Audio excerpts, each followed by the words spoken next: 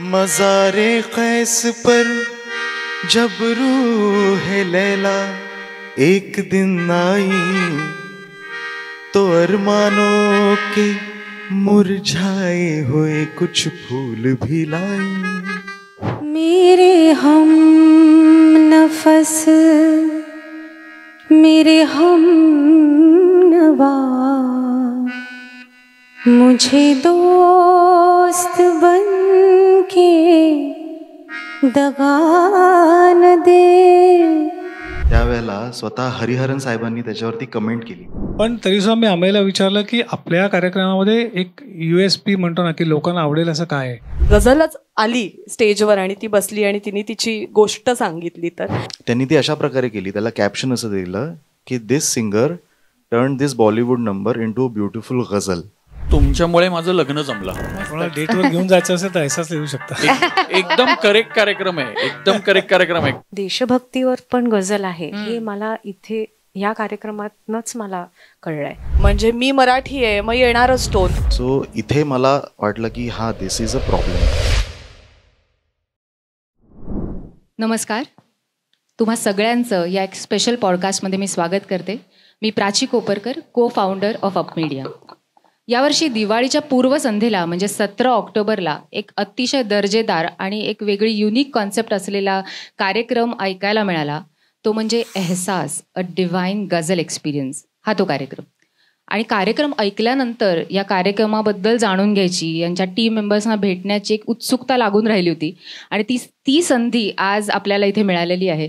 कारण माझ्याबरोबर आहेत एहसास या कार्यक्रमाची पूर्ण टीम. तुमचं सगळ्यांचं या पॉडकास्टमध्ये, या गप्पांमध्ये मनापासून स्वागत करते. सगळ्यांची ओळख करून देणारच आहे. सगळ्यात आधी कार्यक्रमाचे निर्माते आणि अपूर्व प्रोडक्शनचे सर्वेसर्वा श्री सुमुख वर्तक, तुमचं मनापासून स्वागत. सुमुख वर्तक यांनी आत्तापर्यंत अपूर्व प्रोडक्शन या बॅनर अंडर 2 बालनाट्य, 3 सांगीतिक कार्यक्रम, काही मुलाखती आणि अशा अनेक कार्यक्रमांची प्रस्तुती आणि निर्मिती केलेली आहे. आणि आता एहसास हा एक वेगळ्याच जॉनरचा कार्यक्रम आपल्यासमोर ते घेऊन आलेले आहेत. कार्यक्रमाची संकल्पना ज्यांची आहे ते म्हणजे सोमेश नार्वेकर आणि अमेय ठाकूर देसाई. यात सोमेश नार्वेकरांची ओळख करून देताना मी असं सांगेन की ते अतिशय प्रतिथयश गायक आहेत, स्वतः एक संगीतकार आहेत. आणि त्यांनी आत्तापर्यंत अनेक शोजसाठी संगीतबद्ध केलेली आहेत, मालिकांची शीर्षक गीतं संगीतबद्ध केलेली आहेत. T series, Saregama, Nova spiritual या लेबलसाठी 250हून अधिक गाणी आणि मंत्र संगीतबद्ध केलेत. 2010 साली एका संगीत नाटकासाठी त्यांना राज्य नाट्य पुरस्कार मिळालेला आहे संगीत दिग्दर्शनासाठी. 2023ला अंडर-19 वुमन्स वर्ल्ड कपचं ऑफिशियल अँथम त्यांनी कंपोज केलेलं आहे आणि गायलं सुद्धा आहे. त्यानंतर कार्यक्रमाची संकल्पना आणि ज्यांची अजून आहे ते म्हणजे अमेय ठाकूर देसाई. ते स्वतः एक प्रतिथयश तबलावादक आहेत आणि स्वरसाज एंटरटेनमेंट या कंपनीचे सर्वेसर्वा आहेत. स्टार प्रवाह, झी मराठीवरील अनेक शोज यासाठी साथसंगत केलेली आहे आणि अनेक हिंदी, मराठी पिक्चर्स आणि वेब सिरीजसाठी सुद्धा साथ केलेली आहे. नंतर सहगायिका पल्लवी पारगावकर, तुमचं मनापासून स्वागत. पल्लवी ह्या स्वतः एक लॉयर आहेत प्रोफेशनली आणि उत्तम गायिकाही आहेत. मेरी आवाज सुनो या म्युझिकल शोमध्ये त्या पार्टिसिपंट होत्या. फक्त मराठीवरील सूरतेचा छेडिता या कार्यक्रमात त्यांचा सहभाग होता. तुमचं स्वागत. अक्षय कावळे, कार्यक्रमामध्ये कीबोर्डवरती जे साथ करतात ते अक्षय कावळे, सुप्रसिद्ध कीबोर्ड आर्टिस्ट. त्यांनी Berkeley college of music London येथून म्युझिक डिप्लोमा केलेला आहे आणि वेगवेगळ्या TV रियालिटी शोजमधनं साथसंगत करत आलेले आहेत. तुमचं मनापासून स्वागत. आणि कार्यक्रमाची निवेदिका आणि कार्यक्रमाची गझल धनश्री दामले, तुमचं मनापासून स्वागत. गेली 18 वर्ष निवेदक, मुलाखतकार ही भूमिका निभावत आलेले आहेत. अनेक प्रसिद्ध TV शोज होस्ट केले आहेत. लाईव्ह कार्यक्रम, मुलाखत, शासकीय कार्यक्रम याचा दांडगा अनुभव गाठीशी आहे. ठाणे वैभव कलानिधी पुरस्कार आणि 2021चा CKP गुणीजन पुरस्कार प्राप्त अशी सगळी दमदार टीम प्रोफेशनल्स आपल्या बरोबर आज आहेत आणि हा गप्पांचा कार्यक्रम खूप रंगणार आहे याची मला खात्री आहे. सो सगळ्यात आधी मला तुम्हाला हे विचारायला आवडेल की कार्यक्रमाची जी कॉन्सेप्ट आहे, गझल की कहाणी गझल की जुबानी, ही कॉन्सेप्ट काय आहे, ती कशी सुचली, कधी सुचली, काय सांगाल? सर्वप्रथम खूप बरं वाटतंय असं इन्फॉर्मल आपण सगळ्यांनी आज इथे जमून एक कन्व्हर्सेशन करतोय. एहसास अ डिवाइन गझल एक्सपिरियन्स ही जी आमची गझल महफिल आहे त्याची जी रूट्स आहेत ती मी कॉलेजमध्ये असताना हरिहरन साहेबांच्या ज्या मी गझल ऐकल्या तेव्हापासून गझल या विषयावरती एक प्रकारचं प्रेम, आकर्षण हे मला तेव्हापासून निर्माण झालं. त्याच्यानंतर काही वर्ष संगीत क्षेत्रात कंपोजर आणि म्युझिक प्रोड्युसर म्हणून काम करत असताना अमेय सारखा एक गुणी तबलावादक मला भेटला आणि मला असं वाटतं की त्यालाही हरिहरन साहेबांचा तो पण खूप मोठा फॅन आहे आणि तिथून आमची ती एक फ्रिक्वेन्सी मॅच झाली. आणि ही गोष्ट असावी 2014ची, जेव्हा पहिल्यांदा अमेयाने माझं रेकॉर्डिंग वाजवलं. त्याच्यानंतर आम्ही गझल या विषयावरती जेव्हा जेव्हा भेटू तेव्हा आम्ही बोलत असू आणि काहीतरी करूया असं म्हणत 4-5 वर्ष निघून गेली. त्या दरम्यान मी काही ओरिजिनलच्या गझल संगीतबद्ध केल्या होत्या. आमचे एक गझलकार आहेत, गझलकार अनिल साबळे म्हणून. त्या ओरिजिनल गझल्समध्ये सुद्धा अमेयाने तबला वाजवला आहे. सो असं करत करत करत 2019-20 सालापर्यंत आम्ही आलो आणि लॉकडाऊन लागलं. तर लॉकडाऊनमध्ये आम्ही कोणाला करायला तसं काही विशेष काम नव्हतं आणि त्यावेळेला आम्ही असं ठरवलं की आपण गझलांच्या आपण रील्स करू आणि त्या आपण सोशल मीडियावरती पोस्ट करू. तर तेव्हा आम्ही खरं म्हणजे ह्या गझलच्या प्रवासाला आम्ही तेव्हा खऱ्या अर्थाने सुरुवात केली.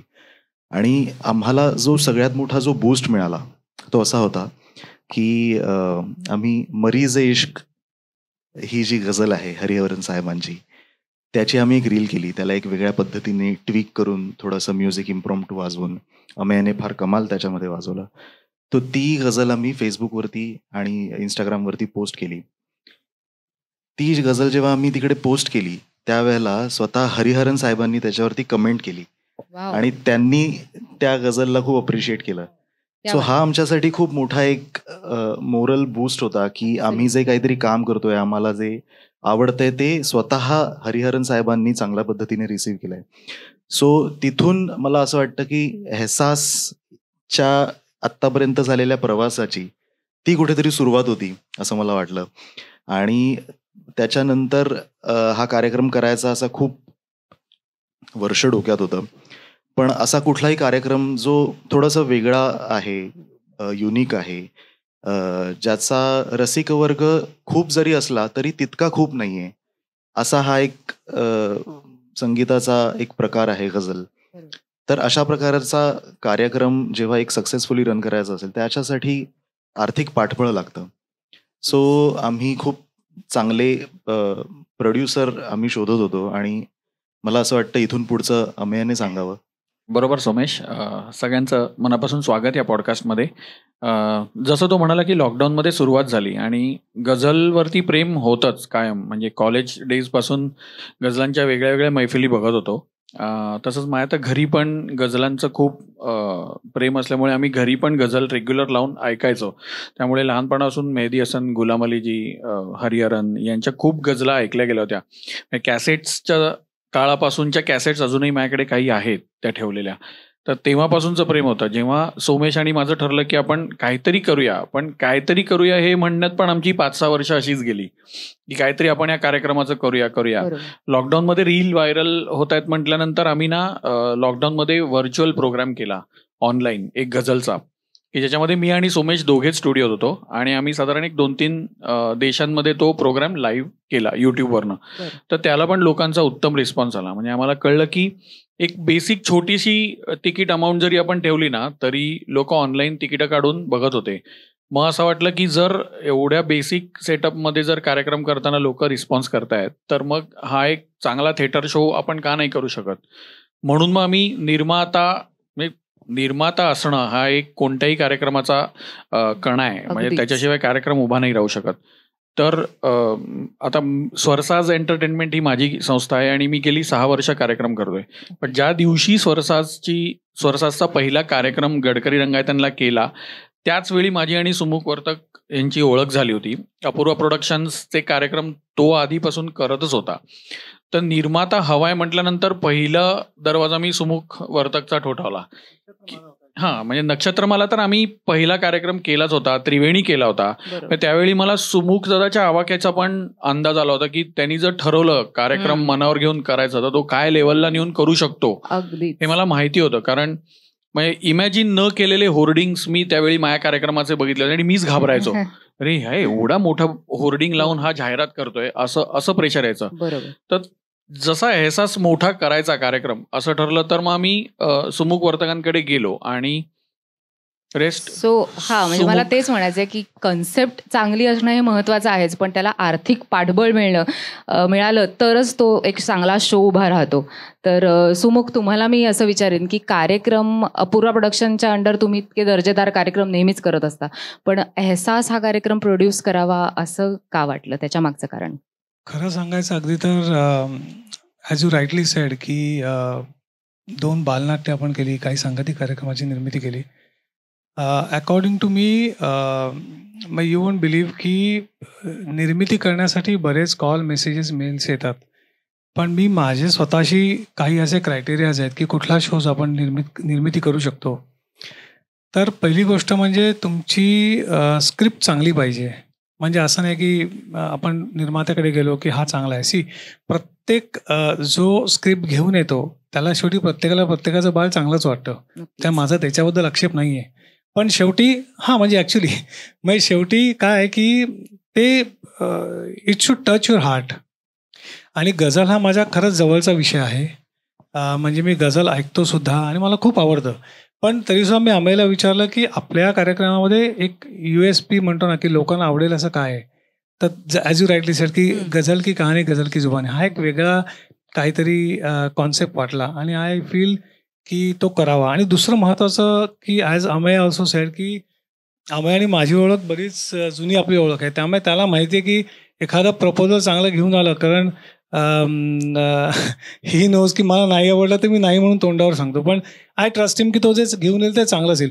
मग तेव्हा मी त्याला विचारलं होतं की म्हणजे गायक कोण आहेत काय, तर त्यांनी सोमेशचं नाव घेतलं. तुम्ही म्हटलं अरे सोमेशचा आवाज मी ऐकलं नाही. ते पटकन मला ते हरिहरनचं रील त्यांनी मला दाखवलं आणि म्हटलं अरे फार सुंदर गातो, लेट्स डू इट. मग त्याच्यानंतर आमची टीम सगळी एकत्र होत गेली. तर मला आठवत आहे की सुमुख दादा म्हणजे हो म्हणाले होते की आपण करूया, पण हो म्हटल्यानंतर ते ऍक्च्युअली पुढे जाण्यासाठी त्यांनी एक कॉन्फरन्स कॉल केला होता की मला टीमला भेटायचंय. करेक्ट. आणि आम्ही पहिल्यांदा ऑनलाईन भेटलो, कॉन कॉलवरती सगळे. त्यावेळेला धनश्री होती, अमय होता आणि मला वाटतं अक्षय होता कॉन कॉलवरती. अक्षय नव्हता. आपण 4 जण होतो आय थिंक. त्यावेळेला सुमुखदाने विचारलं की नाही आपण करूया, कार्यक्रम करूया, पण आपल्या कार्यक्रमाचं वैशिष्ट्य काय असणार. म्हणजे कारण अर्थात गझल किंवा उर्दू साहित्यावरती अनेक कार्यक्रम आहेत जे सक्सेसफुली रन होत आहेत. आपलं वेगळेपण काय. तर त्यावेळेला जेव्हा मी सुमुख दादाला सांगितलं की एक कन्सेप्ट आहे पण ती आपण या कार्यक्रमात कशी वर्क करू शकतो ते आपण बघूया. की कन्सेप्ट अशी होती की गझल स्वतःचा प्रवास सांगते. अरे वा, मस्त. गझल म्हणजे धनश्री निवेदिका म्हणून स्टेजवरती नाही बसणार, ती स्वतः गझल म्हणून स्टेजवरती बसणार आणि ती तिचा एक एक पैलू क्या बात आहे प्रेक्षकांसमोर उलगडणार. आणि सुंदर अशी संहिता लिहिलेली आहे. म्हणजे ऑल क्रेडिट हा, गोज मी टू हर. तेच तिने विचारणार सगळं होते की टोटली संहिता कोणाची सगळं आहे? तिने फार हा. सुंदर लिहिलंय आणि हा. तेच म्हणतो की ते एवढं ते छान ते म्हणतो ना आपण ते क्लिक झालं की नाही हा करायचा आपण show. So that's how decided की हा शो करूया. मग तिची टीम आणि दुसरी महत्त्वाची गोष्ट म्हणजे की तुम्हाला तुमच्याबरोबर तुमची टीम आणि ते लोक आपण म्हणतो ना की एखादं आपण ते हल्ली तुला तर माहिती असेल की ॲग्रीमेंट आणि हेच सगळं स्टॅम्प, त्याला माझ्या दृष्टीने महत्त्व नाही. त्या माणसाबरोबर काम करणे अतिशय चांगली आणि जेन्युइन पाहिजे. मी सांगू का, ते म्हणजे खूप महत्त्वाचं आहे. तो आत्ता जसं म्हणाला ना बरोबर. की मला खूप प्रपोजल्स येतात आणि मला खूप जणांना नाही म्हणायला लागतं आणि मला हो म्हणायला लागतं. तो जितका फास्ट नाही म्हणतो तितकाच फास्ट त्याला जर कन्सेप्ट आवडली असेल तर तो हो पण म्हणतो. आणि हा अनुभव मी किती असंख्य वेळा घेतला, असंख्य. म्हणजे आता त्याचे जेवढे म्युझिकल कार्यक्रम होतात सगळ्याच्या टीमचं काम माझ्याकडे असतं, त्यामुळे कार्यक्रम करायचा का नाही याच्यावर डिस्कशन 5 मिनिटाचं असतं फक्त. ते जर इथे पोहोचलं तर करायचा, मग तो बाय हुक और क्रूक तो कार्यक्रम करायचा म्हणजे करायचा. असं इतकं कुठेतरी म्हणतो ना की ते एक आपल्याला दैवी ते आपल्याला कुठेतरी फील होतं की नाही हा एक तो कार्यक्रम करायला पाहिजे. पण ॲज आय सेड की जी महत्वाची दुसरी गोष्ट म्हणजे टीम खूप चांगली पाहिजे. अगदी सो ही टीमची जी आमची भट्टी जमली ना, अगदी फार सुंदर तेच म्हणणार म्हणजे मजा येते. काय मजा आहे तुमचं जे एक बॉन्डिंग आहे. नक्कीच थोडंसं ऍड करते sure. कारण हा विषय चालू आहे म्हणूनच की सुमुख बद्दल सगळेच आता सांगतायत तसं तो उत्तम निर्माता आहे. खूप हायलाईट करण्यासारखी एक गोष्ट त्याच्याकडे ही आहे की सध्या जे कार्यक्रम चालू आहेत ना, स्पेसिफिकली प्रेक्षकांसाठी जेव्हा आपण कार्यक्रमांची जाहिरात करतो तेव्हा काही सेलिब्रिटी चेहरे असतील तर कार्यक्रमांना रिस्पॉन्स लगेच मिळतो असंही म्हटलं जातं. सुमुख हा असा निर्माता आहे की कार्यक्रमात सेलिब्रिटी चेहरे आहेत का हे तो बघत नाही. कार्यक्रमाची संहिता, कार्यक्रमाची कॉन्सेप्ट, कार्यक्रमातले कलाकार किती प्रामाणिकपणे काम करतायत हे बघतो तो आणि मग तो निर्मितीसाठी प्रोत्साहन देतो. मला वाटतं हे केलं पाहिजे निर्मात्यांनी, कारण खूप कलाकार आहेत आपल्याकडे या फक्त एका गोष्टीमुळे मागे पडतायत. ते स्वतः मागे पडत नाहीयेत, त्यांना मागे पाडलं जातंय.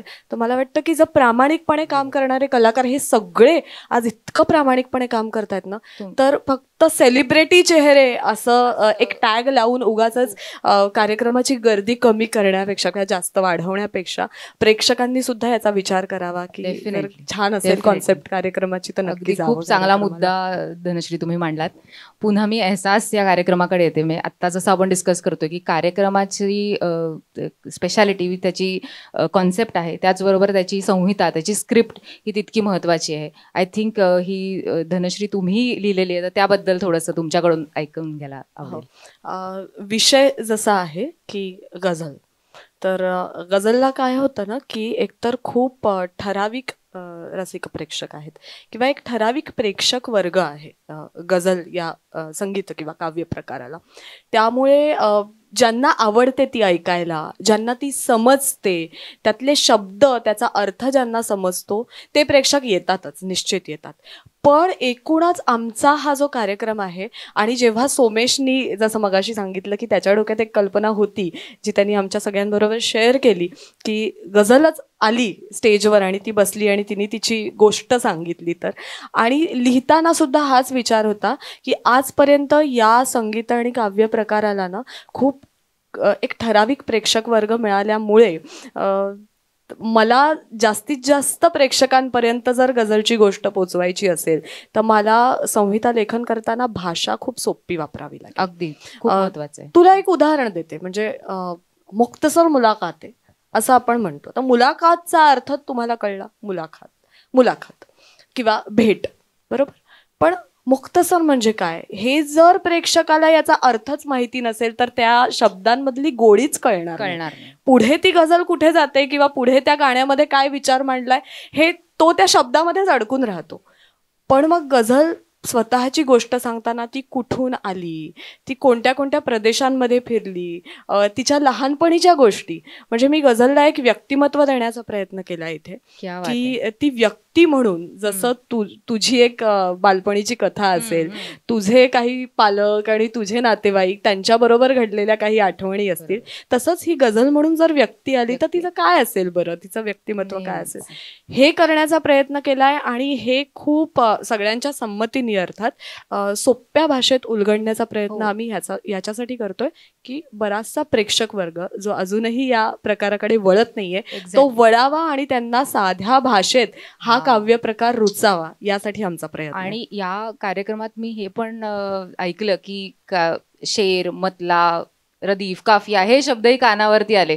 सो असे शब्द म्हणजे हे नवीन होतं आमच्यासाठी आणि त्याचा अर्थ कळल्यामुळे तो प्रोग्राम जास्त एन्जॉय करता आला. सो हे खूप छान इन्क्लूड केलेलं आहे तुम्ही. म्हणजे त्याच्याबद्दल नियम आहेत गझलचे तेही सांगितलेत. असं नाही की ती एक व्यक्ती म्हणून बसल्यानंतर ती फक्त एक गोष्ट सांगते जी खूप फॅन्टसाईज केलेली गोष्ट आहे आणि नाही, तर त्याच्या जे गझलचे नियम आहेत, ज्या नियमांमुळे कविता आणि गझलमधला फरक दिसून येतो, ते नियम तिच्या गोष्टींमधनं तिने उलगडण्याचा प्रयत्न केला. गझल हा एक काव्य प्रकार आहे, वृत्त आहे, बरोबर आहे ना सोमेश? सो त्याची छोटीशी गंमत सांगतो तुम्हाला मी. म्हणजे ह्या कन्सेप्टवर येण्याची जी मानसिकता होती पूर्वीची, ती एक छोटीशी गोष्ट आहे. एक इंस्टाग्रामवरती मी रील बघितली.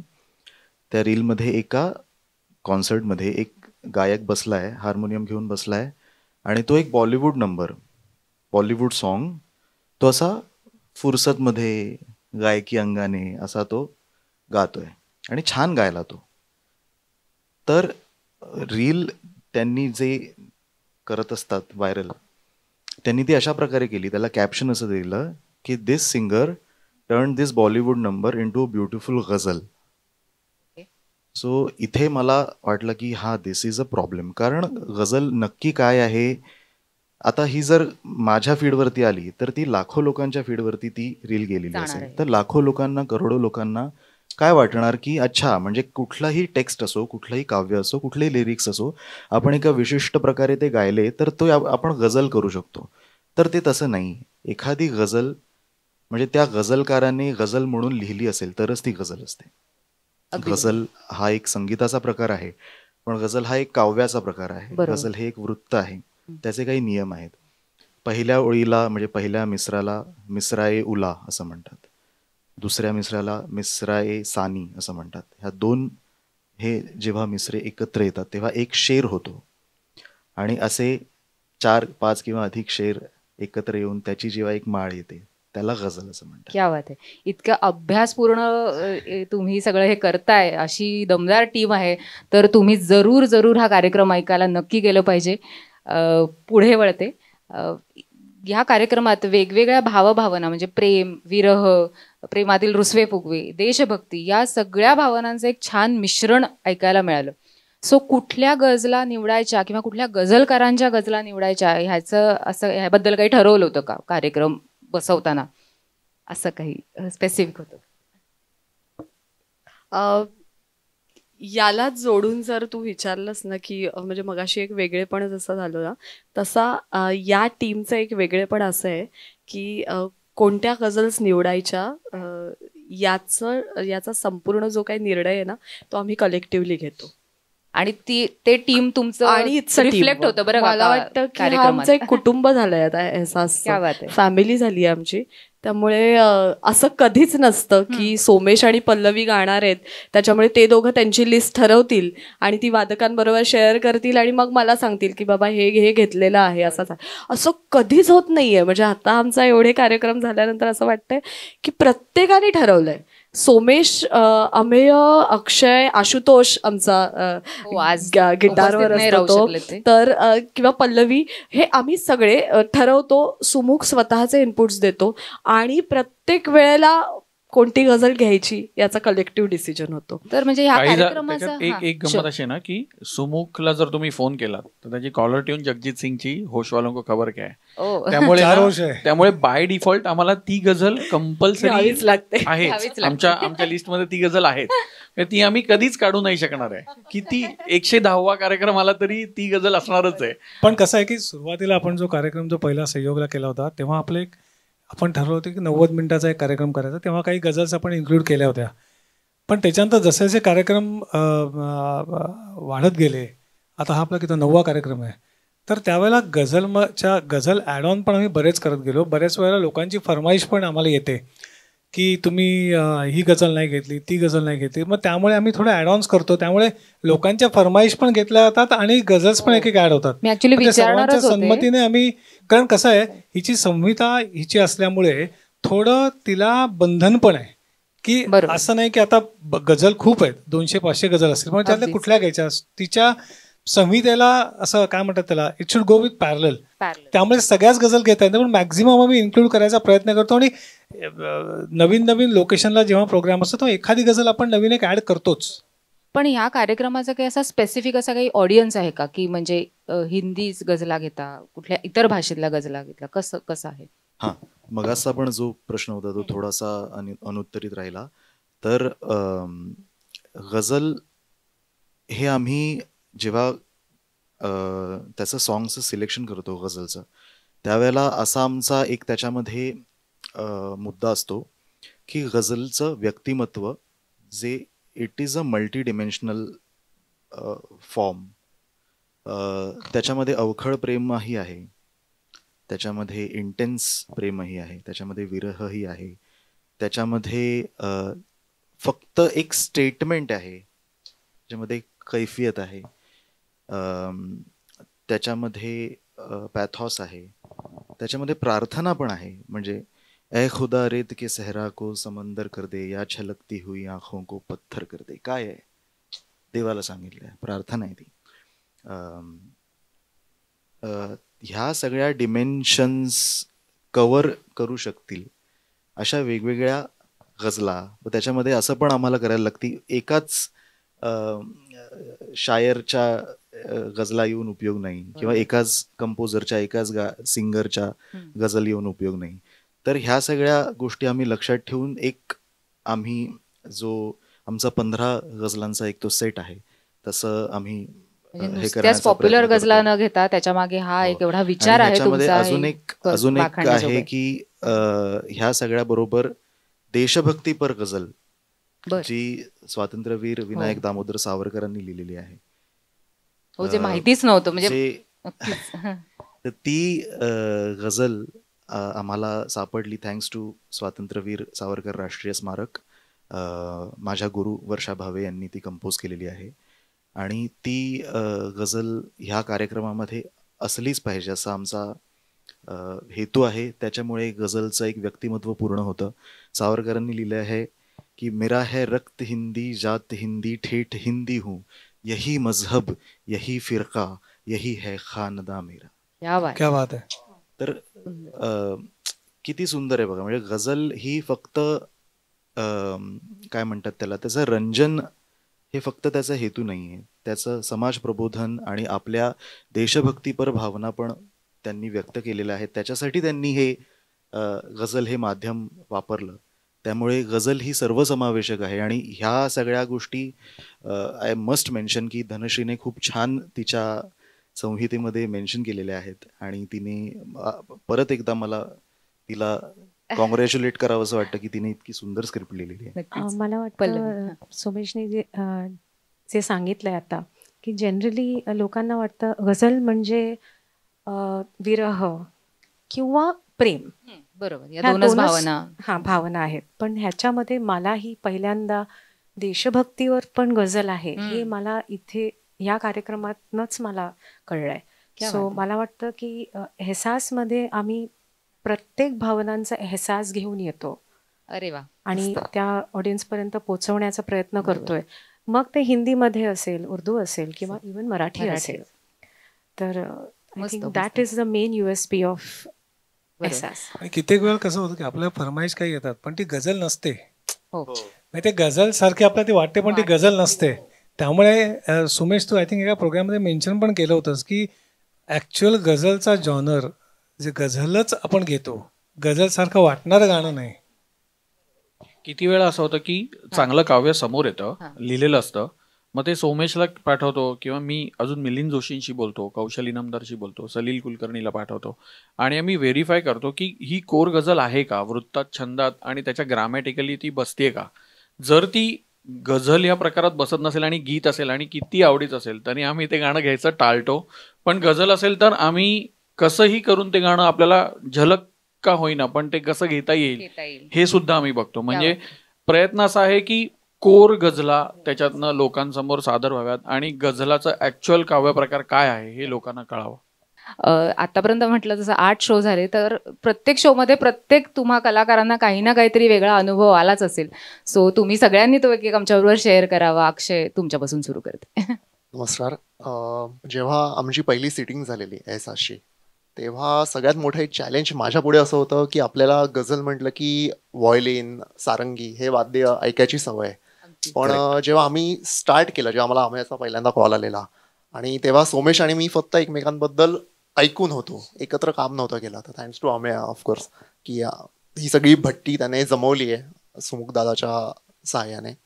तर फक्त कीबोर्डवर गझल पेश करणं, त्याच्यासाठी सोमेश आणि पल्लवीताई दोघांचंही खूप काय म्हणतात ना तयारी लागते, कारण की तो सूर जो असतो तो जास्त सस्टेन नाही आहे. त्याच्यामुळे त्यामध्ये गाणं आणि ते म्युझिक लोकांपर्यंत पोहोचवणं हे एक चॅलेंज होतं. आज आशुतोष आपल्यामध्ये पॉडकास्ट जॉईन करू शकला नाही आहे, पण गिटार आणि कीबोर्ड या दोनच वाद्यांच्या मदतीने आम्ही ते पेश करतो. तर त्यामध्ये काय वेगळं करता येईल, कंटेम्पररी म्युझिक कसं आणता येईल, हा आमचा विचार आहे. तर माझ्या पॉईंट ऑफ व्ह्यूने आम्ही नवीन नवीन म्युझिक प्रकार त्याच्यामध्ये आणतोय आणि प्रयत्न करतोय. मस्त मस्त. काही स्पेसिफिक अनुभव कुठला कोणाचा? गमतीशीर अनुभव म्हणजे पार्ल्याच्या कार्यक्रमाला एका मुलीचा फोन आला की सर ह्या प्रोग्रामचं तिकीट हवंय, तर काय करू? म्हटलं काय, तुम्ही जीपे करा किंवा तिकीट खिडकीवर जाऊन तिकीट काढा. आणि तिने तिकीट काढलं, तिने कार्यक्रम बघितला. ती कार्यक्रमानंतर दुसऱ्या दिवशी मला त्याचा फोन आला की थँक्स टू यू, तुमच्यामुळे माझं लग्न जमलं. म्हणजे तर ती म्हणाली की नाही, म्हणजे माझं अरेंज मॅरेज होतंय, तर त्या मुलाला भेटायला जायचं होतं मला त्या दिवशी. तर मग आम्ही ठरवलं की डेटवर जायचं किंवा आपण एकमेकांना चांगले ओळखू शकू का हे बघण्यासाठी आपण एहसास हा म्युझिकल प्रोग्राम बघायला जाऊया. आणि त्यांनी एहसास कार्यक्रम बघितला आणि तिचं लग्न ठरलं आणि आता ती गेले 3 कार्यक्रम कॉन्स्टंटली तिने अटेंड केलेत. म्हणजे ही सॉलिड मजेशीर गोष्ट आहे की लोक संगीत या प्रकाराची मदत घेऊन कुठपर्यंत जाऊ शकतात. आणि एहसास हे एहसास हे नाव याच भावभावनांमधनं आलंय की जसं तू मगाशी म्हणालीस की याच्यामध्ये तुम्ही सगळे जॉनर्स कव्हर करतात. तर म्हणजे प्रेम आहे, विरह आहे, विराणी आहे, देशभक्ती आहे, खोडकरपणा आहे, सगळे भावभावना आहेत. आणि ह्या सगळ्या इमोशन्सचं एक गुच्छ म्हणजे एहसासचा कार्यक्रम. आणि एहसास ही मैफिल म्हणजे त्याच्यात सगळ्या प्रकारच्या इमोशन्स तुम्हाला येतात. सावरकरांची गझल ऐकताना डोळ्यातनं पाणी येतं. जगजीत सिंगचं आहिस्ता आहिस्ता ऐकताना तुम्हाला खोडकर पण वाटतं, प्रेमाची भावना पण जागृत होते. रणजीशी सई ऐकताना मेहदी साहेबांचे भाव आठवतात आणि त्या काव्यातली मजा आठवते. तर हे सगळं मिळून तो एहसास बनलाय. ही एक सगळ्यात गमतीशीर गोष्ट आहे की कोण तुमचा कार्यक्रम काय दृष्टीने बघेल आणि कोणाला त्याचा कुठच्या दृष्टीने फायदा होईल आणि तो लक्षात राहील कायम, ही एक मजा आहे. कोणाला डेटवर घेऊन जायचं असेल तर एहसास येऊ शकता. एकदम करेक्ट कार्यक्रम आहे. कारण तुम्हाला आयुष्यभर ज्या भावभावना जपायच्या आहेत ना त्या तुम्ही आत्ताच या कार्यक्रमात शिकून घ्या, सोपं जाईल. एक हे राहिली आता आहिस्ता आहिस्ता म्हणतोय की विरोधाभास आणि सार्कॅझम हा पण एक त्याचा खूप मोठा पैलू आहे. वो बेदर्दी से सर काटे अमीर और मैं कहूं उनसे हुजूर आहिस्ता जनाब आहिस्ता. म्हणजे हे म्हणजे sarcasm at its peak. So ही आमची पूर्ण सगळ्या फिलिंग्स आणि इमोशन्सनी भरलेली. बेसिकली ना इथे बसलेली सगळी माणसं मनातनं खूप इमोशनल आहेत. म्हणजे ते बाकी बाहेर कसेही दिसत असले, कसेही वागत असले, किती मस्ती करत असले, काही करत असले ना, तरी त्या प्रत्येक माणसाच्या आतमध्ये एक इमोशन इतकी जागृत आहे की निर्मात्यापासून वादकापर्यंत ते साऊंड ऑपरेटर पर्यंत प्रत्येक जण मनामध्ये ती भावना जगतो. आणि म्हणून हा कार्यक्रम प्रेझेंट करायला खूप सोपा जातो आणि ते आमच्या श्रोत्यांपर्यंत अगदी छान प्रकारे पोहोचतं. असं आता 8 शो झाले. सो हा पहिल्या शो पासून आता 8व्या शो पर्यंत म्हणजे कार्यक्रम इव्हॉल्व्ह होत गेला असेल आय एम शुअर. तर कसा त्याच्यामध्ये तुम्ही बदल करता किंवा लोकांच्या ज्या फरमाईशी असतात त्या तुम्ही घेता का कार्यक्रमामध्ये किंवा त्याला कसं इन्क्लूड करता? कारण का म्हटलं तसं आहे की हा स्क्रिप्टेड कार्यक्रम आहे, त्यामुळे आयत्या वेळेस फरमाईशी घेणं कितपत शक्य असतं, पण त्या कशा इन्क्लूड केल्या जातात? काही वेळा असं होतं की फॉर्च्युनेटली त्या ज्या इनिशियली ज्या फरमाईश ज्या येतात त्या गझला शोच्या एंडला असतातच आमच्या लिस्टमध्ये. फॉर एक्झाम्पल चुपके चुपके ही फरमाईश येतेच प्रत्येक वेळेला आणि ती गझल आमच्या लिस्टमध्ये असतेच. काही वेळा असं होतं की ज्या कारण गझल हा असा प्रकार आहे, आता जेव्हा पॉप्युलर गाण्यांचा जेव्हा कुठला कार्यक्रम असेल, म्हणजे रफी साहेब, किशोरदा, लता दिदी, आशा दिदी यांचा कार्यक्रम जेव्हा असेल तेव्हा एक 50 गाण्यांचा सेट असतो. तर ती 50 गाणीच फिरून फिरून त्या तेवढ्याच लिस्टमध्ये ती सर्क्युलेट होतात. त्यामुळे फरमाईश जरी आली तरी बऱ्याच वेळेला असं होतं की म्युझिशियन्स आणि सिंगर्स त्याला प्रिपेअर्ड असतात. आणि दुसरी गोष्ट, तो कार्यक्रम कुठल्या एका विशिष्ट प्रकारच्या संहितेने बांधलेला नसतो. आमच्या कार्यक्रमाचा हा थोडासा असा प्रकार असल्यामुळे की गझल स्वतःची गोष्ट सांगते, तर अचानक एक वेगळी फरमाईश असलेली गझल आम्ही इन्क्लूड करणं प्रत्येक वेळेला किती शक्य होईल हे सांगता येत नाही. बरोबर. पण आमचा असा आवर्जून प्रयत्न असतो की आम्हाला जे फीडबॅक्स येतात किंवा ehsas.ghazal हे आमचं इंस्टाग्रामचं हँडल आहे, त्या हँडलवरती पण आम्हाला काही सजेशन्स येतात की तुम्ही या गझला घ्या किंवा काही फरमाईश येतात, त्याच्यावरती आम्ही विचार करतो आणि मग त्याच्या पुढच्या प्रयोगाला त्या गझला त्याच्यामध्ये समाविष्ट करण्याचा आमचा प्रयत्न असतो. मस्तच. धनश्रीला कसं पण होतं बरेच वेळा की काही आपल्या एक सेट जे 15 गझल आहेत त्या इतक्या सुंदर आहेत ना, तर ती कुठली काढायची आणि ती ऍड करायची का? कुठली ऍड करायची हा हा एक पण एक मोठा प्रश्न तुमच्या सगळ्यांच पुढे पडत असेल. 15 गझल मध्ये ही काढूया, मग ती ऍड करूया, अरे पण ही पण चांगली आहे, एवढं ते पण चांगली आहे. बरोबर. आणि challenge लोक आहे. इतके जागरूक असतात हो. की मला आठवतंय पुण्याचा द बॉक्सचा कार्यक्रम ठरायच्या आधी माझा एक मित्र आहे, मी आणि त्यांनी कॉलेज डेजमध्ये खूप गझलांचे कार्यक्रम पाहिले. त्यांनी मला हरिहरांच्या 8 गझल्स पाठवल्या होत्या. ओके. या 8 घेच, आणि या 8 नाही जमल्या तर त्यातल्या 5 फिल्टर करून दिल्या होत्या, ह्या 5 तरी घेच.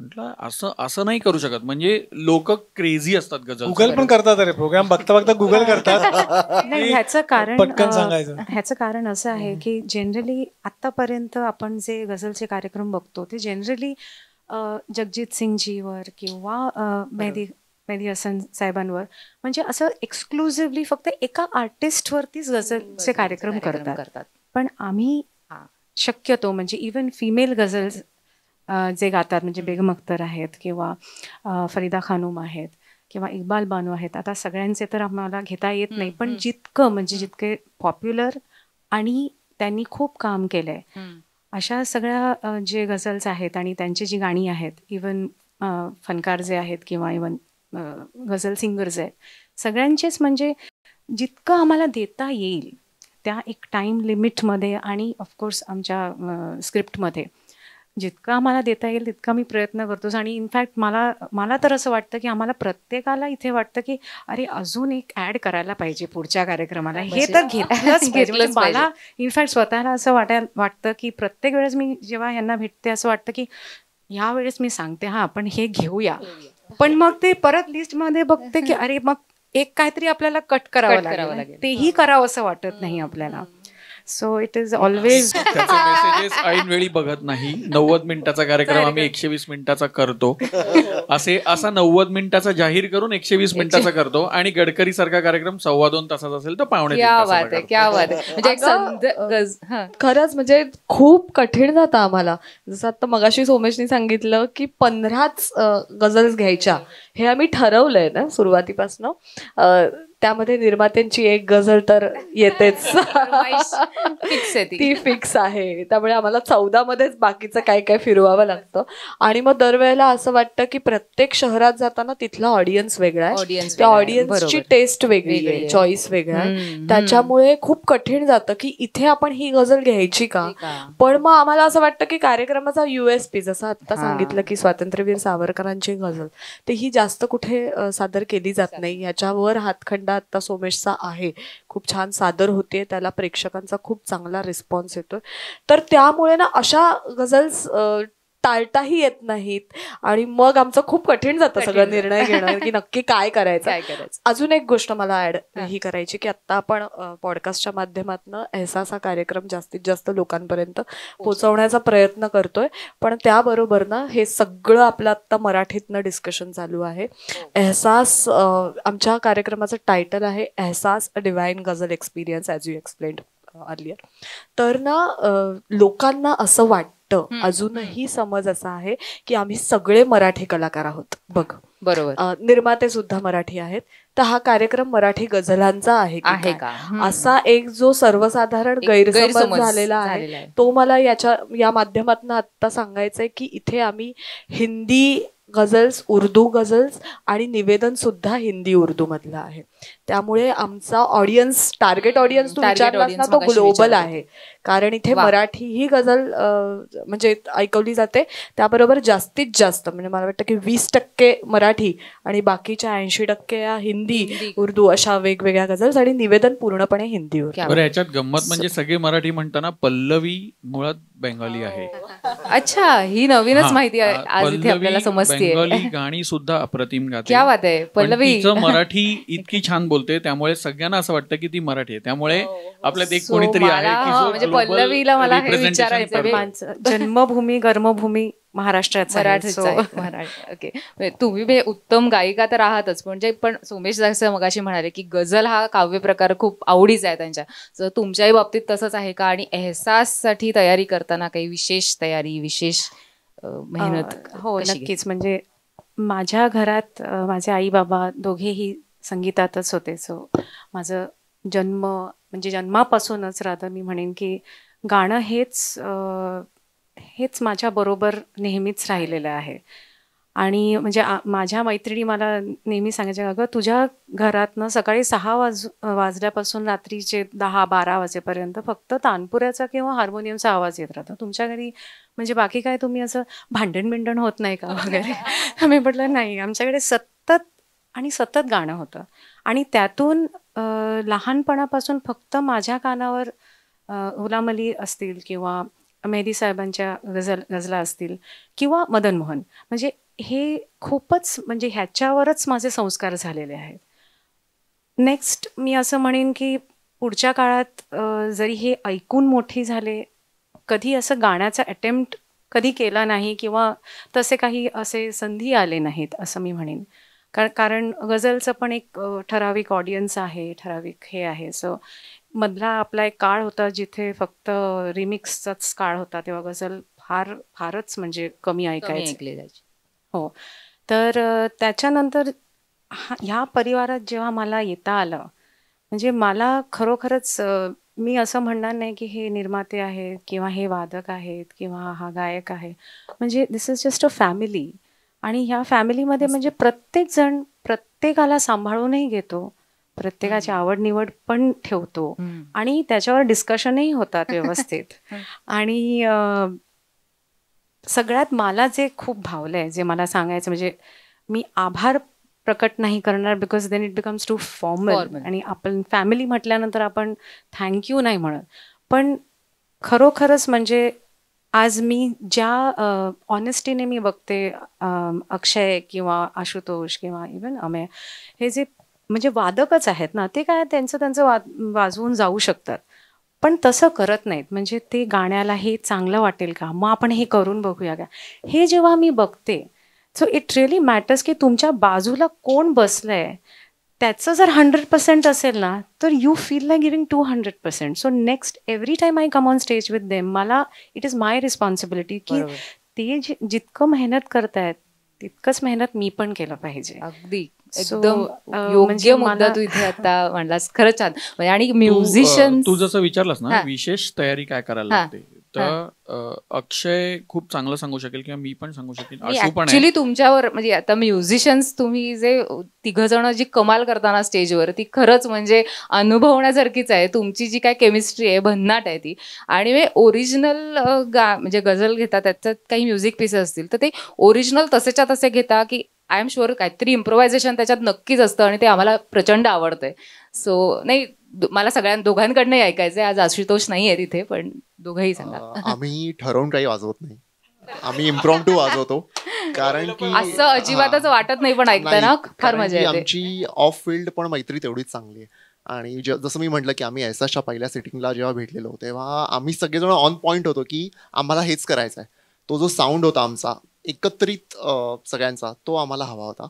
तर बऱ्याच काही म्युझिक पीसेस ठरवलेले असतात जे नवीन बनवले आहेत आणि 50% ठरवलेलं आहे, 50% इम्प्रॉम्प्टू आहे. तर जे काही इम्प्रॉम्प्टू आहे ते आमच्या मैत्रीमुळे ते स्टेजवर झळकतं अजून, असं मला वाटतं. आम्ही सांगेल अजून. मी आशू आणि अक्षयनी असे अनरेकॉर्डेड गाण्यांचे किंवा अनप्लग्ड किंवा इम्प्रॉम्प्टू आणि फ्रीलान्स वाजवायचे भरपूर कार्यक्रम एकत्र केलेत.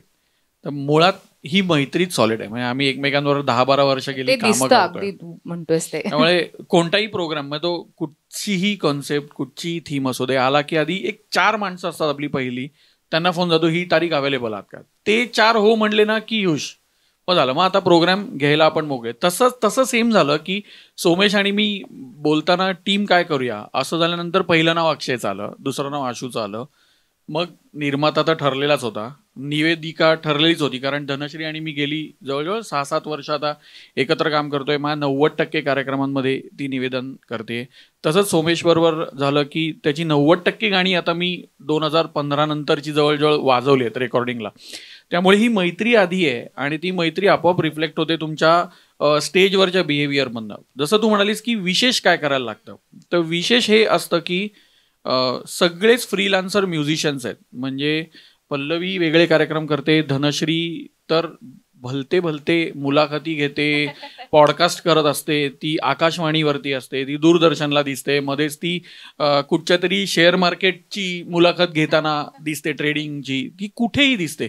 सोमेश डिव्होशनलचं काम करतो, सोमेश गझला कंपोज करतो, तो रोमॅन्टिक गाणी पण करतो. असं प्रत्येकाचं वेगळ्या फील्डमधलं काम चालू असतं. बऱ्याचदा असं होतं, मी, अक्षय, आशू आम्ही कुठच्या तरी आदल्या दिवशी शनिवारी रात्री कार्यक्रमात असतो की जिथे लक्ष्मीकांत प्यारेलाल आहेत किंवा कल्याणजी आनंदजी आहेत किंवा हृदयनाथ मंगेशकर आहेत, अशी गाणी आहेत. किंवा आता 2 तारखेचाच कार्यक्रम आहे आपला, तर 1 तारखेला आम्ही अभंगांचा कार्यक्रम करतोय, गजर कीर्तनाचा असा कार्यक्रम करतोय. तर सगळी डिव्होशनल गाणी आहेत. आणि दुसऱ्या दिवशी गझल. तर हे जे स्विच होणं आहे ना की तू एक कार्यक्रम झाल्यानंतर त्या गझलच्या झोन मध्ये जाणं हे जरासं चॅलेंजिंग असतं, पण त्याची मजा येते. म्हणजे ते स्विच ऑफ स्विच ऑन डोक्यात करायला लागतात. आनंद सहस्रबुद्धेंनी खूप छान सांगितलं होतं की कोणताही वादक हा खूप टॅलेंटेडच असतो. कारण अक्षय चांगलं सांगू शकेल, मला असं वाटतं की ते नॉर्मली कीबोर्डवरती खूप टोन्स वाजवतात, संतूर असेल, सतार असेल, स्ट्रिंग्स असतील. तर आनंद दादा म्हणतो की स्ट्रिंग्स वाजवताना जेव्हा सतारीचा पार्ट येतो तेव्हा व्हायोलिनिस्टच्या रोलमधनं तो स्वतःला सतारिस्टमध्ये कन्व्हर्ट करतो. आणि जोपर्यंत तो ते नाही करू शकत तितक्या फीलनी तुमची सतार वाजूच नाही शकत. तसंच अक्षयनी जर आज रात्री वेगळीच गाणी कुठची वाजवली असतील तर उद्या त्याला पियानोवरती सगळं इंडी पॉप वाजवायचंय किंवा कंटेम्पररी साऊंड क्रिएट करायचा आहे, तर अक्षयच्या मेंदूवर किती ताण असेल हे आपण बघू शकतो. मग तो सगळ्यांचा ताण एकत्र करून जेव्हा ती गंमत येते ना, मग ती सम येते आणि मग ते स्टेजवरती सगळं हसून खिदळून होतं. तर हा एक मोठा चॅलेंज असतो. आणि ह्यातलं अतिशयोक्ती नाही, पण ह्यातलं 80% हे ऑन द स्पॉट स्टेजवरती फक्त नजरेवर होतं. होती नजरा नजर. आता कोण तू नाही, हा चल वाजव. ही गंमत आहे. काही चांगलं झाल्यानंतर पण ती दाद पण आम्ही नजरेतनच देतो की म्हणजे अरे वा काय सुंदर वाजलंय वगैरे. मला याच्यावर सांगायचं आहे, नजरेतलं ना मला वाटतं गडकरीच्या आधीचा एखादा कार्यक्रम होता आणि कशी नजरा असतात. आता ह्यांना सगळ्यांना माहिती आहे की माझं स्क्रिप्टेड आहे, ती तिची गोष्ट सांगते आणि त्या प्रत्येक गोष्टीनंतर त्याचा रेफरन्स हा त्या पुढच्या गझलशी दिलेला आहे, हे सगळ्यांना माहिती आहे. आणि मी निवेदन करायला सुरुवात केली, ती गोष्ट सांगायला असं तिने फक्त, आणि मला हेड ऑन असतो तर मी फक्त हावभाव करून सुरुवात केली आणि ना सोमेश माझ्या शेजारी बसलेला, त्यांनी माझ्या ना स्क्रिप्टचं पान उलटलं. बापरे. ती नाही घ्यायची आहे. तेव्हा तिला कळलं की ही उडवायची आहे, फक्त पान उलटलं हे होऊ शकतंय. आणि ते जे ट्रान्झिशन आहे, पण इतर वेळेला कदाचित कठीण गेलं असतं, पण हे इतकं आता जमून आलेली आहे ना ही भट्टी की ते अच्छा ठीक आहे, ती लगेच गोष्ट वेगळी बदलते आणि तो कळत नाही प्रेक्षकांना. त्यामुळे खूप म्हणजे ही केमिस्ट्री असणं कुठच्याही टीम मध्ये खूप सगळे प्रोफेशनल्सच आहात, सो ते एक रिफ्लेक्ट होतच असतं. सो आता जे 8 शो झाले, पुढे अनेक शोज लाईंड अप असतील, सो ते कसे पुढे लाईंड अप आहेत आणि ह्याची माहिती आपल्या ऑडियन्सला कशी समजेल की कुठचे शोज लाईंड अप आहेत? जस्ट की तू मगाशी एक मुद्दा मांडलास की शो इव्हॉल्व्ह होतोय, तर इव्हॉल्व्ह होतोय म्हणताना पहिल्या कार्यक्रमापासून 9व्या कार्यक्रमापर्यंत ना गझलचे चॉईसेस पण बदलत गेलेत, गायकी पण बदलत गेली, लोकांचे फीडबॅक्स पण बदलत गेलेत. मला दुबईमध्ये आत्ता आम्ही कार्यक्रम केला तर धनश्रीचा वोकल टोन ह्याच्यावरती दुबई महाराष्ट्र मंडळात चर्चा झाली. बरं, हा चेंज मी धनश्रीमध्ये आत्ताच बघितला. एहसास करायला लागल्यानंतर तिचे व्होकल चेंजेस झाले, म्हणजे हा एक प्रत्येकाचा इव्हॉल्विंग. पण खरं आहे, तुला सांगतो, धनश्री जे निवेदन करतं की म्हणजे आपला कार्यक्रम बघितल्यानंतर मला 2-3 लोकांनी सांगितलं की गझल जेव्हा ती गझल म्हणून बोलते तेव्हा तिला एक ना जो टोन चेंज करायला लागतो ना, तो तू अप्रतिम केलायस. एक हा मला छोटीशी झलक feedback आम्हाला आला. बघायला मिळेल का? ऐकायला मिळेल का? ऐकायला मिळेल पेक्षा मी तुला सांगते की जसं मगाशी सांगितलं की एकतर ना मराठी कलाकारांच्या बाबतीत बऱ्याच वेळेला हिंदी बोलताना किंवा उर्दू बोलताना मराठी टोन येतोय, मराठी पण येत आहे, हे जे हायलाईट होतं. आणि त्यामुळे आणि मी खरं सांगू, प्रत्येक भाषेची एक गोडी आहे आणि त्या भाषेची ती शैली आपण घ्यावी. म्हणजे मी मराठी आहे मग येणारच टोन असं घेण्यापेक्षा ती भाषा शिका ना तुम्ही, त्या भाषेचा टोन आणण्याचा प्रयत्न करा. मूर्तिमंत उदाहरण खरं आहे. त्यामुळे मी उर्दू शिकले, मी गेली 13 वर्ष, 13हून जास्त वर्ष हिंदी कार्यक्रम करते आणि त्या प्रत्येक कार्यक्रमात शिकायला मिळतं. त्यामुळे सकाळी जर मराठी कार्यक्रम असेल आणि संध्याकाळी एहसास असेल तर ते ट्रान्झिशन होणं सोपं जातं. म्हणजे सकाळी अगदी शुद्ध मराठीत एखादा कार्यक्रम केल्यानंतर एहसास हा पूर्णपणे शुद्ध हिंदी आणि उर्दूमध्ये केलेला कार्यक्रम जड जात नाही. याचं कारण ती भाषा शिकणं, ती भाषा तुमच्या अंगवळणी पडणं, तोंडवळणी पडणं, हे खूप महत्वाचं आहे. आणि त्यामुळे म्हणजे झलक अशी नाही, पण आता बघ की मी कुठेही स्क्रिप्टमध्ये लिहिलं नव्हतं, पण सहज सुचलं पटकन मला पहिल्या का दुसऱ्या कार्यक्रमाला, आणि त्यानंतर बऱ्याच वेळा मी ते कार्यक्रमात घेतलेलं आहे की कार्यक्रमाची सांगता होता ना शेवट, आता ती चालली आहे पुन्हा.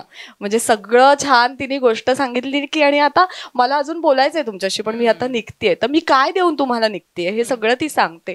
आणि तेव्हा ना माझे हातवारे चालू होते आणि का कुठे काय माहिती पटकन मला सुचलं, कारण मी त्या कार्यक्रमानंतर मुद्दामून माझ्या एक लक्षात आलं की मी नेहमी कुठच्याही कार्यक्रमाला माझ्या डाव्या हातातनं घड्याळ असतं, पण एहसासच्या पहिल्या म्हणजे हे कोणीतरी की हे करावंस असं तू असं ते देऊन ठेवल्यासारखं की एहसासच्या पहिल्या प्रयोगापासून मी घड्याळ घातलेलंच नाहीये.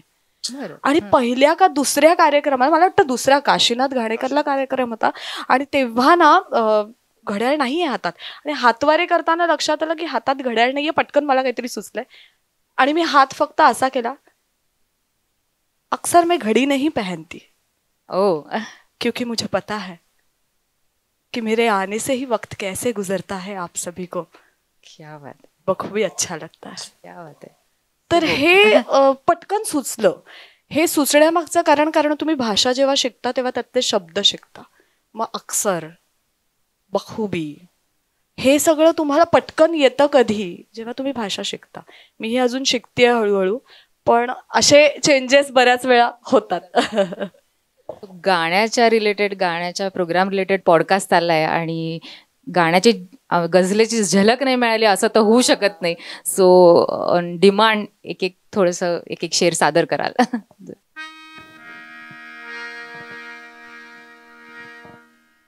मेरे हम नफस, मेरे हम नवा,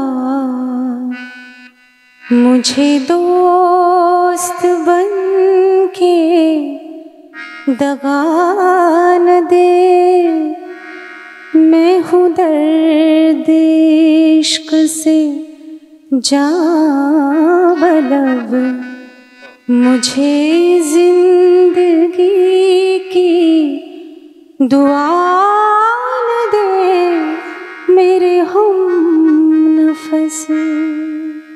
क्या बात है, अप्रतिम. सोमेश.